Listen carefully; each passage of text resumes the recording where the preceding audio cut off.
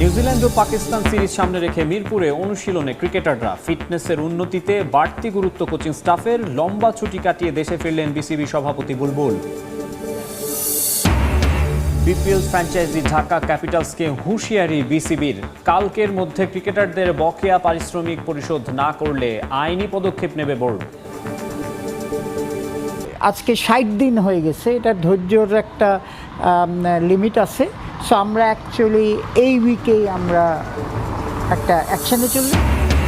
কাল 129 জাতীয় ক্রীড়াবিদকে সম্মাননা ও ক্রীড়া কার্ড তুলে দেবেন প্রধানমন্ত্রী তারেক রহমান। ধাপে ধাপে বেতন কাঠামোয় আনা হবে 500 জনকে। তালিকায় থাকছেন না ক্রিকেটাররা অত্যন্ত ফাইন্যান্সিয়ালি সলভেন্ট। আমার মনে হয় যে আমরা ক্রিকেটারদের বিষয়টা নিয়ে আমরা পরবর্তীতে ভাববো। এবং মৌলিক অধিকার নিশ্চিত না করে বিশ্বকাপে অর্থ ব্যয়ে মেক্সিকো সিটিতে বিক্ষোভ। সংস্কারের পর আজতেকা স্টেডিয়ামে পর্তুগাল মেক্সিকো অভিষেক ম্যাচ।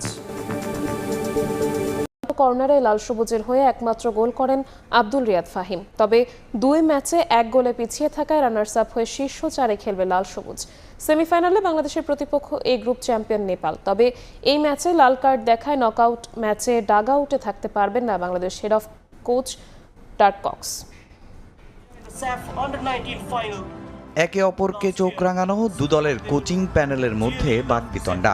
লাল কার্ডে বাড়তি উন্মাদনা। অনূর্ধ্ব 20 সাফ চ্যাম্পিয়নশিপে ভারত বাংলাদেশ ম্যাচের উত্তাপে কেঁপেছে মালে আন্তর্জাতিক স্টেডিয়ামের প্রতিটা কোণা। সঙ্গে পিছিয়ে পড়ে রোনান সুলেমান ম্যাজিক ম্যাচে যোগ করেছে ভিন্ন মাত্রা। 1 ম্যাচ করে খেলেই সেমিফাইনাল নিশ্চিত করেছে দুদল। ভারত বাংলাদেশের এর লড়াই গ্রুপ সেরা হওয়ার। শুরু থেকেই আক্রমণ পাল্টা আক্রমণে জমে ওঠে ম্যাচ। 15 মিনিট পর্যন্ত বল নিয়ন্ত্রণে এগিয়েছিল বাংলাদেশ। সহজ সুযোগ মিস করেন মিডফিল্ডার ফয়সাল।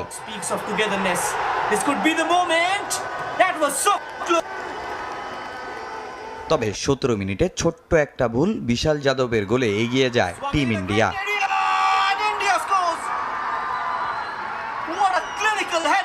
গোল পরিশোধে মরিয়া হয়ে ওঠে বাংলাদেশ। তবে একের পর এক চেষ্টা সম্ভাবনা জাগালেও গোলের দেখা পাচ্ছিলেন না সুলিভানরা। একাধিক সুযোগ কাজে লাগাতে ব্যর্থ নাজমুল হুদা ফয়সাল। ম্যাচের পুরোটা সময়ই আগ্রাসী দু দলের ফুটবলাররা। বেশ কয়েকবার তর্কে জড়ান তারা। প্রথমার্ধের যোগ করা সময়ের 4র্থ মিনিটে সেই উত্তাপ ছড়িয়ে পড়ে ডাগআউটে। ফয়সালের ট্যাকেল প্রথমে ফাউল না দেয়ায় রেফারির সঙ্গে তর্কে জড়িয়ে হলুদ কার্ড দেখেন ভারতীয় হেড কোচ মহেশ গাওলি।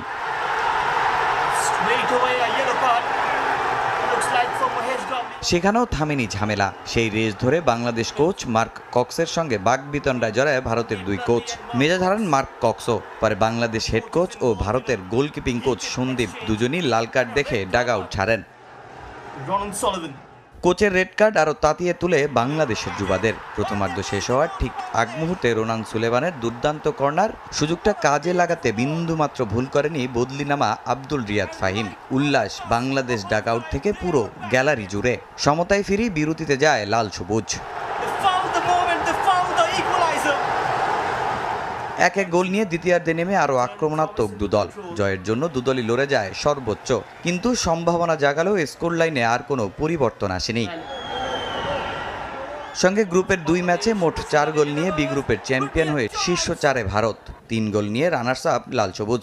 সেমিফাইনালে বাংলাদেশের প্রতিপক্ষ এ গ্রুপ চ্যাম্পিয়ন নেপাল। তামিম হোসেন, সময় সংবাদ।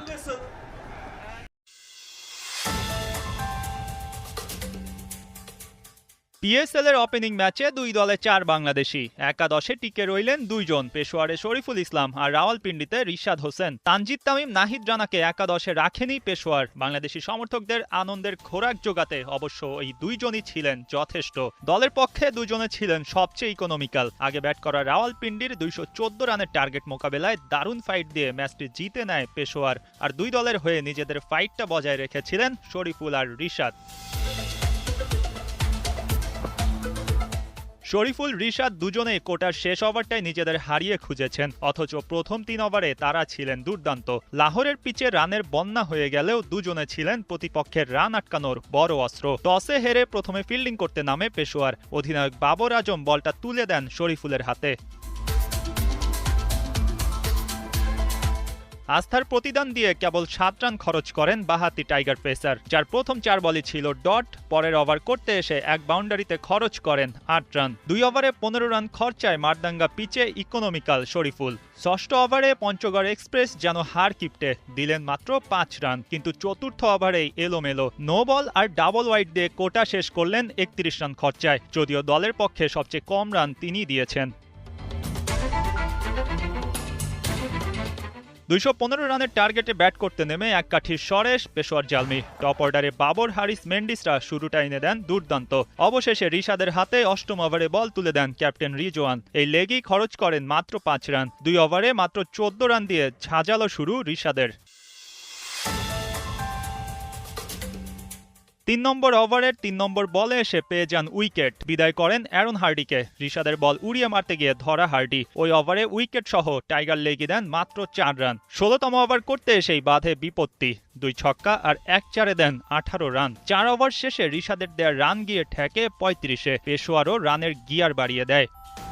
হাড্ডাহাড্ডি লড়াই করে পিন্ডিজের পাহাড় সম রান শেষ পর্যন্ত পেরিয়ে যায় পেশোয়ার জালমি। 5 বল হাতে রেখে 5 উইকেটের জয় নিয়ে 11তম আসর শুরু করল শরীফুলের দল। রান উৎসবে নিজেদের অটল রাখলেন 2 বাংলাদেশি। নিজ নিজ দলের হয়ে সবচেয়ে কম রান খরচ করার পাশাপাশি দিয়েছেন সবচেয়ে বেশি ডট। শরীফুলের ঝুলিতে 11টি ডট আর রিশাদ দিয়েছেন 8টি ডট। যে প্রান্তেই হোক খেলা, নিজেদের প্রমাণে টাইগার ক্রিকেটাররা সর্বোচ্চ চেষ্টাই যে করে তার প্রমাণ হয়ে গেল আরও একবার।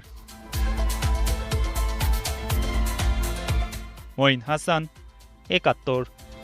পিএসএল এর লড়াইয়ে আবারও মাঠে দেখা যাবে মোস্তাফিজ ও পারভেজ ইমনকে। গাদ্দাফি স্টেডিয়ামে রাত 8টায় মুখোমুখি হচ্ছে ডিফেন্ডিং চ্যাম্পিয়ন লাহোর কালান্দার্স ও করাচি কিংস। পিএসএল এর 11তম আসরে শুরুটা দারুণ করেছে লাহোর। নিজেদের প্রথম ম্যাচে 69 রানের বড় জয়ে ব্যাটিং ও বোলিং দুই দিকে আধিপত্য দেখিয়েছে শাহিন আফ্রিদিরা।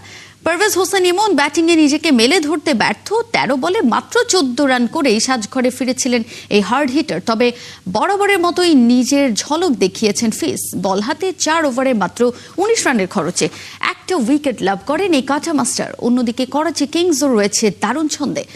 কোয়েটাকে 14 রানে হারিয়ে বেশ আত্মবিশ্বাসী রয়েছে মঈন আলীরা।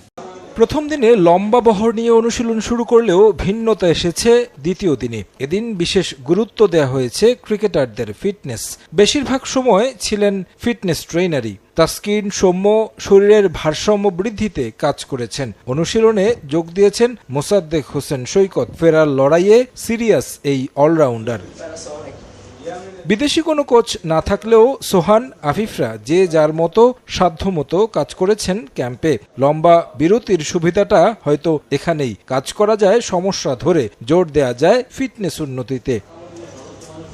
সৌম্য, তাসকিন, হৃদয়দের নিয়ে বিশেষ এক অনুশীলনের আয়োজন করেন ট্রেনার ইফতি। বালির উপর হাঁটিয়েছেন তাদের, কখনো ওজন নিয়ে আবার কখনো বা এক পায়ে। শরীরের ভারসাম্য বৃদ্ধি ও ইনজুরি প্রবণতা কমাতে এমন ট্রেনিং, তা অবশ্য আগেও করেছেন ক্রিকেটাররা। অপটিক্যাল ব্রাইটেনার, কালার গার্ড এবং জার্ড লক সমৃদ্ধ অ্যাডভান্স ফর্মুলায় এলো নতুন রে ডিটারজেন্ট পাউডার। পেসারদের জন্য এমন ট্রেনিং বিশেষ বেশি গুরুত্বপূর্ণ। তাসকিন আহমেদ 2024 সালের তুলনায় প্রায় অর্ধেক ম্যাচ খেলেছেন 2025 সালে। টেস্টেও নিয়মিত নন। বয়সের সাথে স্পিড স্টারের ফিটনেসের উপর গুরুত্ব বাড়ছে, তাই কিছুটা মেনটেন করেই খেলতে হচ্ছে তাকে। পাকিস্তান সিরিজে একাদশের বাইরে থাকলেও তুমুল আলোচনায় ছিলেন সৌম্য। এক সিরিজে সর্বোচ্চ রান করে পরের সিরিজে বাদ, মনোবলে চির ধরেছে। তবে ফিরে আসার তাগিদ অনুশীলনে স্পষ্ট। রানিং সেশনের পর রিকভারিতেও সিরিয়াস ছিলেন সৌম্য। সবশেষ সবাই যখন বাড়ি ফিরে গেছেন, তখন সৌম্য কোচ সোহেল ইসলামকে নিয়ে ছুটে গেছেন ব্যাটিং অনুশীলনে। বোলিং ও ব্যাটিং শক্তি বাড়াতে রানিংয়ের সাথে বল থ্রোয়িং করেছেন সোহান, আফিফরা। সবার মাঝে নজর কেড়েছেন সৈকত। সাবেক প্রধান নির্বাচক মিরাজ দলে থাকাকালীন সৈকত সুযোগ পাবেন না এমন মন্তব্য করার পর দলে সুযোগ হয়নি তার। সামনের ব্যস্ত সূচিতে তাকে নিয়ে ভাবছে বিসিবি। 2 এপ্রিল পর্যন্ত চলবে ফিটনেস ক্যাম্প। 4 এপ্রিল থেকে শুরু হবে স্কিল ট্রেনিং। তারেক হোসেন শিমুল, সময় সংবাদ, ঢাকা।